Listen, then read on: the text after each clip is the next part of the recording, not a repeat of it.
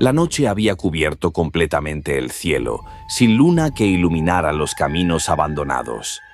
El viento soplaba entre los árboles desnudos, susurrando en voz baja, como si advirtiera a aquellos que se atrevían a acercarse al viejo hostal. En un estrecho camino de montaña, Daniel corría desesperado, su rostro lleno de arañazos, su ropa rasgada y manchada de sangre. Su respiración era agitada. Su corazón latía con fuerza, como los tambores de una guerra inminente. Solo tenía un pensamiento en mente: huir del infierno que había dejado atrás. Cada paso resonaba en el bosque oscuro, como si el suelo mismo le advirtiera que algo lo seguía. No se atrevía a mirar atrás, pero lo sabía.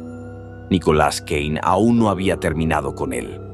De repente, su pie resbaló sobre el suelo húmedo y cayó con fuerza sobre las rocas afiladas. Un grito ahogado escapó de su garganta, pero no se detuvo. Comenzó a arrastrarse, intentando ponerse de pie de nuevo. Miró a su alrededor y entonces lo vio. La carretera principal estaba a solo unos metros. Si lograba llegar, tal vez tendría una oportunidad de sobrevivir. Lo que no sabía era que la muerte lo esperaba allí. A pocos metros, unas luces se acercaban lentamente. Una pequeña chispa de esperanza brilló en los ojos de Daniel. Se puso de pie con dificultad y agitó los brazos desesperado. «¡Ayúdenme! ¡Por favor!», gritó con todas sus fuerzas. El auto se detuvo, pero nadie bajó. Las luces delanteras lo cegaban, impidiéndole ver quién estaba dentro. Dio un paso más y entonces sintió algo extraño, un líquido tibio deslizándose por su rostro. Llevó una mano a su mejilla y la encontró cubierta de un fluido espeso. Sangre. Alzó la vista y su cuerpo se paralizó por completo. Sobre el techo del auto había una cabeza humana cercenada, goteando sangre lentamente sobre el suelo. Antes de que pudiera reaccionar, un dolor insoportable atravesó su espalda. Una cuchilla afilada perforó su cuerpo por completo, asomando su filo ensangrentado por su pecho. El aire abandonó sus pulmones, sus extremidades temblaron y antes de caer, escuchó un susurro helado tras él. «Corriste demasiado lejos, pero no lo suficiente». Fueron las últimas palabras que oyó antes de que Kane retirara el cuchillo de su cuerpo. Daniel cayó al suelo sin vida, mientras un pequeño río de sangre se esparcía sobre el asfalto. Nicholas Kane no tenía prisa. Se inclinó lentamente, tomó el cabello de Daniel y levantó su cabeza con un movimiento pausado. De un solo tajo, separó la cabeza del cuerpo con una facilidad escalofriante, como si estuviera cortando una fruta madura. Sosteniéndola con una mano, inhaló profundamente, disfrutando el aroma de la sangre fresca. Después, con una calma aterradora, comenzó a caminar de regreso al hostal, dejando un rastro de gotas de sangre en el camino, como si el mismo suelo estuviera sangrando. Lo que Kane no sabía era que esas gotas serían la clave para que la policía lo encontrara. A la mañana siguiente, a kilómetros del hostal, la sala de cuidados intensivos del hospital estaba completamente silenciosa, solo interrumpida por el pitido de los monitores médicos.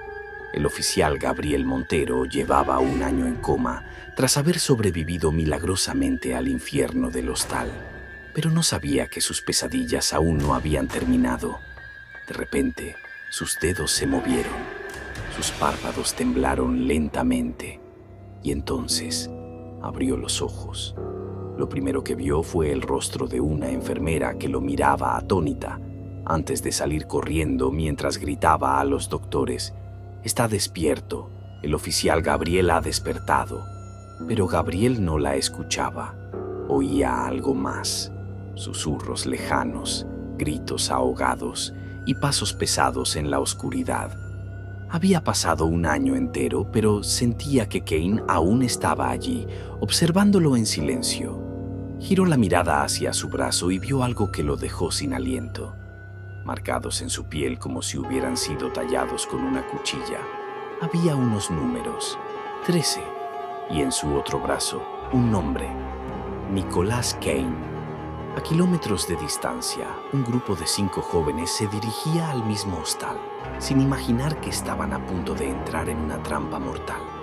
En el auto, Carla tomaba fotos del camino desolado, mientras Marcos conducía con una sonrisa, sin preocuparse por nada. «Este lugar parece sacado de una película de terror», dijo Isabela emocionada.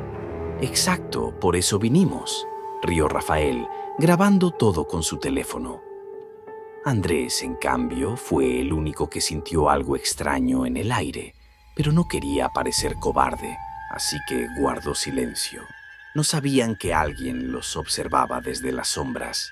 Kane los estaba esperando y estaba listo para comenzar su nuevo juego. El sol ya estaba bajando, tiñendo el cielo de un naranja oscuro cuando el coche viejo llegó al final del camino de tierra. Se detuvo frente al panteón y por un momento todos quedaron en silencio, observando la estructura deteriorada que parecía esconder secretos entre sus paredes descascaradas. «¿Estamos seguros de que este lugar es seguro?», preguntó Andrés con evidente inquietud. Su mirada iba de las ventanas rotas a la puerta entreabierta, como si alguien los estuviera esperando. «Claro que sí, eso es lo que lo hace perfecto», rió Rafael mientras sacaba el teléfono y comenzaba a grabar. «Imaginen la cantidad de vistas que conseguiremos cuando publiquemos esto». Pero Carla no estaba tan convencida. Sentía algo raro, como si unas miradas invisibles estuvieran fijas en ellos. Se giró para observar los árboles que rodeaban el panteón, pero no había nada, solo sombras. «Dejen de actuar como si esto fuera una película de terror. Vamos a entrar de una vez», dijo Isabela con entusiasmo. Sin esperar respuesta, abrió la puerta del coche y bajó. Nadie sabía que Nicholas Kane ya estaba allí, observándolos, esperando. Dentro, el polvo lo cubría todo y el aire olía a humedad y descomposición. «¡Qué asco!», murmuró Carla tapándose la nariz. «Pero es perfecto para una noche de terror», respondió Marcos, encendiendo su linterna. Empezaron a recorrer el lugar, pero Andrés se quedó quieto frente a una pared junto a la entrada. Había algo escrito con sangre seca: «Salgan antes de que se abra la puerta del infierno». Un escalofrío le recorrió la espalda, pero no dijo nada. Seguro era solo una broma vieja, ¿verdad? No tenía idea de que, en realidad, era una advertencia. Rafael, con su teléfono en mano, subió al segundo piso en busca de algo interesante que grabar.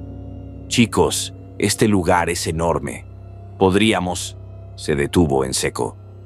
Al final del pasillo oscuro había una figura alta, inmóvil. «¿Hola? ¿Quién está ahí?». Ninguna respuesta. Dio un paso adelante intentando ver mejor, pero la oscuridad lo envolvía todo. Y entonces la sombra se movió. Rápida, demasiado rápida. Antes de que Rafael pudiera gritar, algo grueso y áspero se enroscó alrededor de su cuello. Un lazo. Un tirón seco lo levantó del suelo. Sus ojos se abrieron de par en par mientras intentaba aflojar la cuerda con las manos, pero la fuerza que lo sujetaba era inhumana. Pataleó, luchó, intentó gritar, pero el aire dejó de entrar en sus pulmones. Y entonces, desde la oscuridad, Nicholas Kane apareció. Su mirada vacía reflejaba una frialdad absoluta. Sonrió. «Gritar no te servirá de nada». Y con un último tirón, su cuello se quebró con un sonido seco. Rafael dejó de existir. Abajo, los demás seguían explorando, pero Carla empezaba a sentirse intranquila. «Rafael está tardando mucho. Voy a subir a ver». «No seas paranoica», rió Marcos. Pero Isabela también lo notó raro. «No, mejor vamos todos juntos. No quiero que nadie se quede solo». Subieron las escaleras y encontraron el pasillo envuelto en un silencio espeso. «Rafael, ¿dónde estás?», llamó Isabela. Nada, y de repente, algo cayó frente a ellos. El cuerpo de Rafael, sus ojos abiertos, su lengua afuera, su cuello retorcido de una forma imposible. Carla gritó con todas sus fuerzas. Marcos retrocedió, temblando. El horror apenas comenzaba. En el hospital, Gabriel Montero despertó, aún atrapado entre la pesadilla y la realidad. Su cuerpo estaba cubierto de cicatrices, pero la más extraña estaba en su brazo.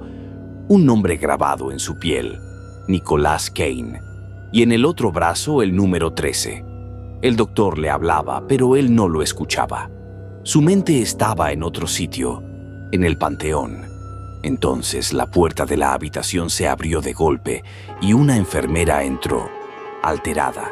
«Señor, tenemos un problema». Las cámaras registraron a un grupo de jóvenes dirigiéndose hacia el panteón. Gabriel sintió como su sangre se helaba. «¿Cuántos?» «5». Sus ojos se clavaron en la enfermera. Su voz se volvió un susurro helado. «No van a salir vivos». Y antes de que alguien pudiera detenerlo, arrancó la máscara de oxígeno, se quitó las agujas y saltó de la cama. No había tiempo que perder.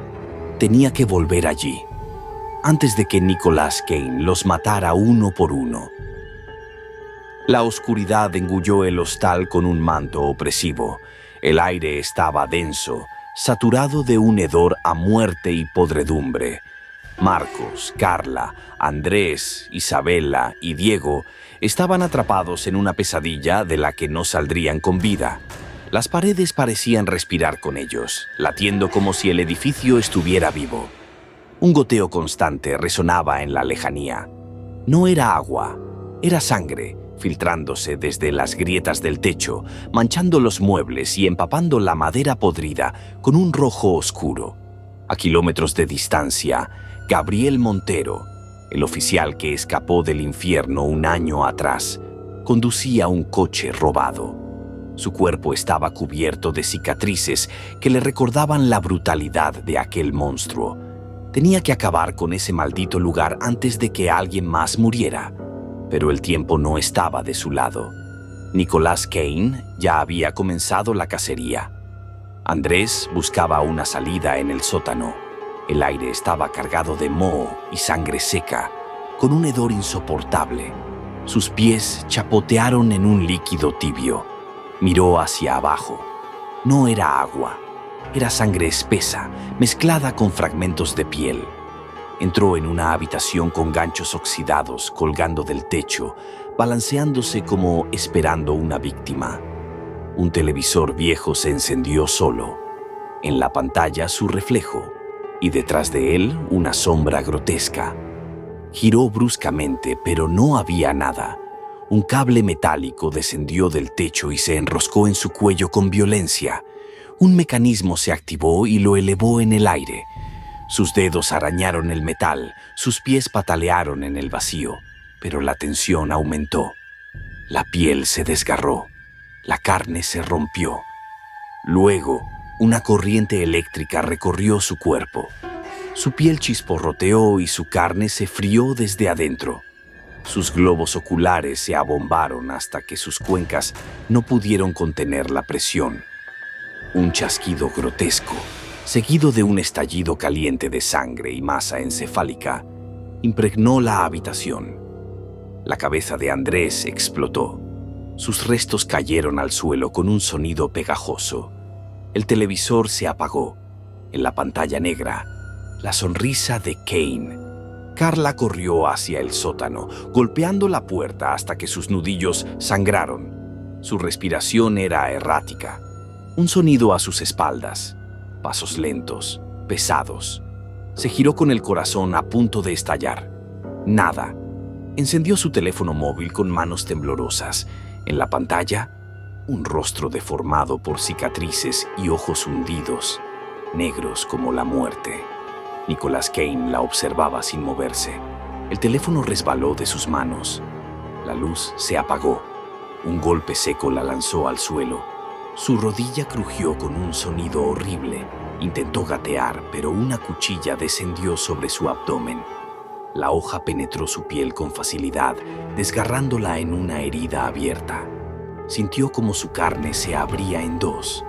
Sus entrañas comenzaron a deslizarse fuera de su cuerpo.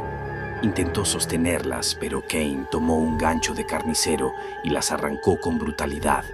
Su sangre burbujeó en sus labios mientras su visión se nublaba. En su última imagen, vio la cabeza calcinada de Andrés, con la boca congelada en un grito eterno. Intentó pedir ayuda, pero su voz se perdió en la oscuridad. Gabriel Montero llegó al hostal. Sus faros iluminaron la carretera desierta. Apagó el motor, cargó su pistola y avanzó con cautela. Un rastro de sangre fresca goteaba desde la entrada, serpenteando hasta una mesa de madera astillada. Sobre ella, la cabeza de Carla. Sus labios entreabiertos parecían querer decir algo. Sus ojos, abiertos de par en par, reflejaban el horror de su último momento. Gabriel tragó saliva y apretó su arma. Sabía que Nicolas Cain lo estaba esperando. En el segundo piso, un murmullo lo hizo detenerse. «Ayúdame». Gabriel apuntó con su arma. Isabela se arrastraba por el suelo, su piel cubierta de cortes profundos, la carne colgando en tiras sanguinolentas. Sus dedos apenas se movían. Dio un paso hacia ella, pero su instinto lo alertó. Giró rápidamente. Nada. Un impacto brutal en su cabeza. Cayó al suelo. Todo se oscureció. Cuando despertó estaba atado a una silla. La habitación era un templo de carne y sangre. Trozos de cuerpos colgaban de ganchos oxidados, las paredes tapizadas con piel humana cocida torpemente. Ojos arrancados lo observaban desde frascos. Corazones palpitantes flotaban en formol. El hedor era insoportable. Nicolas Cain emergió de las sombras con un cuchillo de carnicero. Su sonrisa era un reflejo de pura locura. «No te preocupes, Montero, te haré arte». Alzó la cuchilla. Un destello plateado antes de que la hoja se hundiera en el muslo de Gabriel. La carne se separó en un torrente de sangre caliente, pero antes de que pudiera seguir, Isabela, apenas con vida, se alzó y lo golpeó con una barra de metal. Gabriel tomó su pistola, jaló el gatillo, pero Cain ya no estaba allí. La oscuridad se volvía más densa dentro del pensionado y las paredes, testigos de la masacre de la noche anterior, ahora estaban cubiertas con la sangre de las víctimas. La sangre no solo manchaba las paredes, sino que se deslizaba en hilos pegajosos hasta el suelo, formando charcos espesos que despedían un hedor metálico y penetrante. Las moscas ya habían empezado a revolotear sobre los cuerpos destrozados, sus alas zumbando en una sinfonía macabra de muerte. Gabriel Montero estaba junto a Isabela, respirando con dificultad, aferrándose al arma como si su vida dependiera de ella. Pero en este lugar, la vida no tenía significado.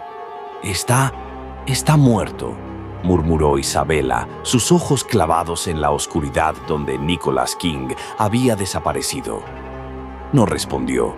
Sabía que esa pregunta no tenía sentido. Porque King no muere, porque King no es humano. Decidieron moverse para salir del pensionado, pero cada salida estaba bloqueada. A cada paso que daban, sentían el suelo pegajoso bajo sus pies, como si caminaran sobre la carne de las víctimas. El aire se volvía más frío, impregnado de un hedor insoportable a carne podrida y sangre coagulada. El silencio era un vacío aterrador, una calma siniestra antes de la tormenta. Entonces, de repente, un sonido de respiración pesada se escuchó justo detrás de ellos. Se giraron rápidamente, pero no había nada. «Esto es imposible», susurró Gabriel, pero Isabela no respondió. Solo miraba fijamente algo detrás de él. Nicolas King estaba al final del pasillo. Su cuerpo parecía una silueta oscura entre las sombras, pero sus ojos brillaban con un rojo enfermizo. No se movía, no atacaba, solo observaba. Y entonces, con un paso tranquilo, comenzó a acercarse.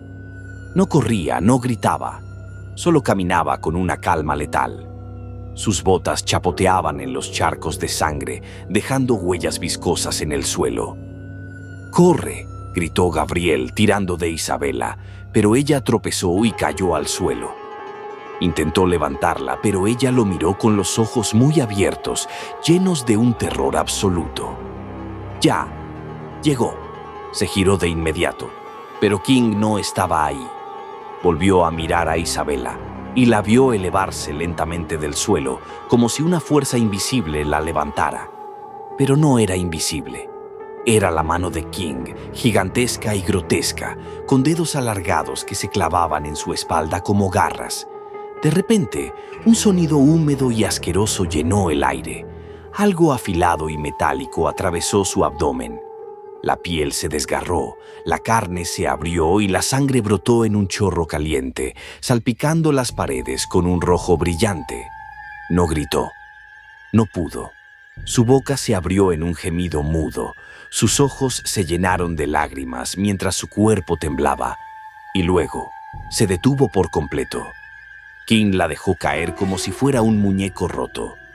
Su cuerpo se desplomó contra el suelo con un golpe sordo, dejando tras de sí un charco oscuro y espeso. Entonces, levantó la mirada hacia Gabriel. Ahora, le tocaba a él. Corrió por los pasillos, su corazón martilleando en su pecho, sintiendo el sabor a cobre en su boca. Sabía que King estaba detrás de él, aunque no podía verlo. Se giró de golpe y disparó en todas direcciones, pero no había nadie. El lugar se convirtió en un infierno viviente. Las paredes pulsaban como si tuvieran vida propia. La sangre goteaba del techo en hilos pegajosos, cayendo sobre su rostro. Las puertas se abrían y cerraban solas, y dentro de cada habitación, los cuerpos mutilados de sus amigos parecían retorcerse, como si aún estuvieran sufriendo en un tormento eterno. El silencio era insoportable. Entonces, de la nada, King apareció justo detrás de él. No hizo ruido, no dio una señal. Simplemente estaba ahí. Levantó su enorme mano y golpeó con fuerza la cabeza de Gabriel. Sintió como su cráneo crujía bajo el impacto antes de caer brutalmente al suelo. Su visión se tornó borrosa y el mundo giró en espirales de sombras y sangre. ¿Era esto la muerte? Sintió una mano helada agarrándolo del cuello y levantándolo del suelo como si fuera un simple juguete. La presión aumentó. El aire dejó de entrar en sus pulmones. Su vista comenzó a oscurecerse. Entonces, de repente, lo soltó. Gabriel cayó al suelo, tosiendo, sintiendo el ardor en su garganta. King no lo mató. En cambio, lo dejó en el suelo, sangrando, pero vivo. ¿Por qué? ¿Qué quería de él? Y entonces, poco a poco, escuchó los pasos de King alejándose por el pasillo largo, como si el juego aún no hubiera terminado.